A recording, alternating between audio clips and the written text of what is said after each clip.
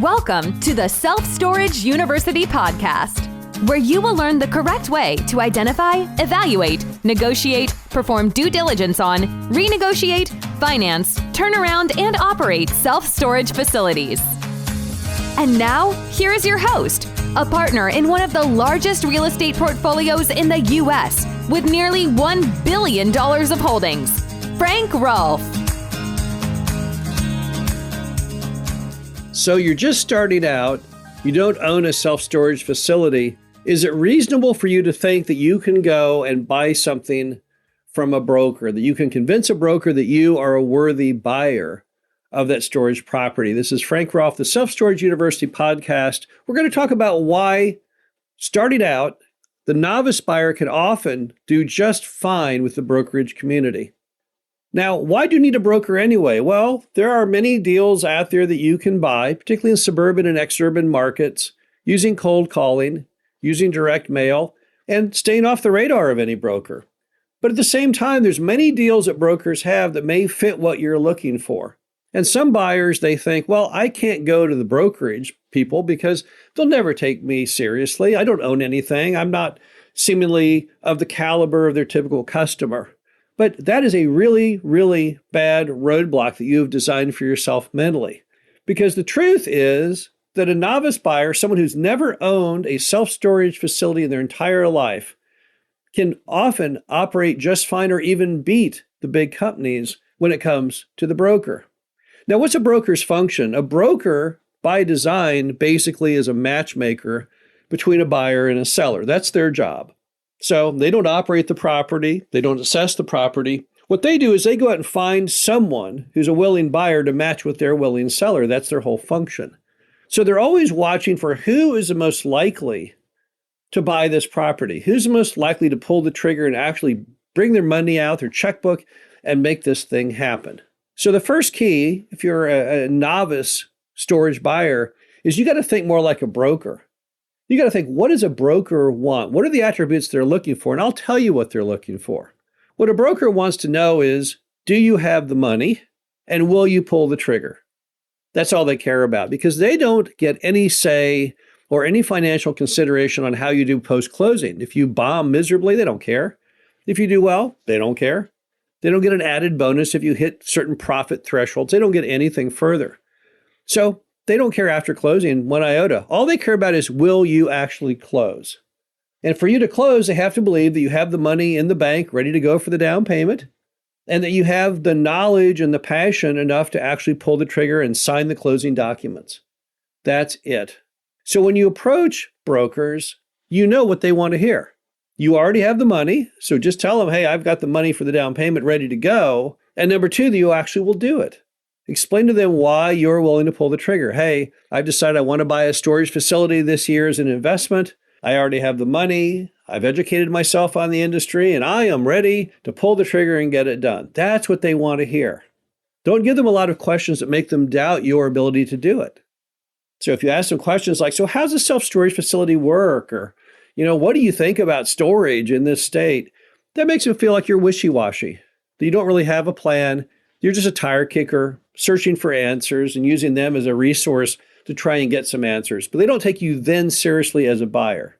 But if you convey, hey, I have the money to do it, and yes, I will do it, those are the magical things that make them think, aha, this person has an edge. Also, don't forget, the brokers view persistence as a big virtue. So the more you contact the brokers, the more you bug them, it makes them more believe that you're a good buyer. Just a simple act of harassing them. Because they know that in any real estate transactions, there's always hurdles and roadblocks that pop up in due diligence or financing, and they need people who have enough energy to jump over those. Warren Buffett once says that without passion, there's no energy, and without energy, you have nothing. And they know that. So your passion, your persistence, they key in on that as a very, very favorable attribute. And don't forget that a first-time buyer has two big benefits over someone who owns properties already, particularly bigger people. Number one, you can move fast because you're like a sole decision maker. If you look at bigger storage operators, let's just take public storage as an example. I'm sure that within public storage, you have many, many, many committees that must meet on any transaction that they buy.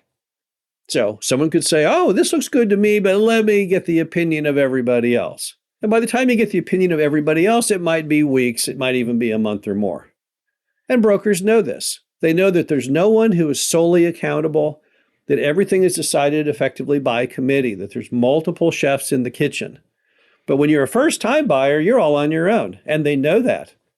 If you say, okay, I like it, I'm going to do it, well, they don't need to get any more opinions. And as a result, you can move very, very quickly.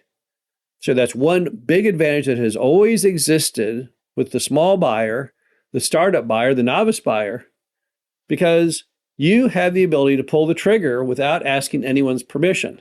You can get things going if you like it right now, and that is a big thing. Another thing about a startup buyer is you will typically be more interested and attracted to smaller deals. Many of the larger storage owners are not. They are always out there looking for big things, big deals, lots of capital needed. And they pass over lots of small deals because they think, that's too small for me. I only do the big stuff. So if you have a penchant to do the smaller deal size, that's great because the broker knows that you are more likely to close than the big company is. The final item is that the smaller person, the starting out person, they're also willing to do deals that are more troubled. And that, again, is a really big deal because there's a lot of turnaround storage facilities out there, particularly in suburban and exurban markets, which are the meat and potatoes today of good, profitable deals. No longer the urban stuff, no longer in the heart of the city. That stuff's all doomed. You can forget that stuff. The way the demographics and the population growth have gone in America, I don't think that stuff will ever turn around. But in suburbs and exurbs, where you're pressing farther out, you're more likely to encounter moms and pops who don't really know what they're doing. And a lot of screwed up things that it's your job as a new buyer to fix.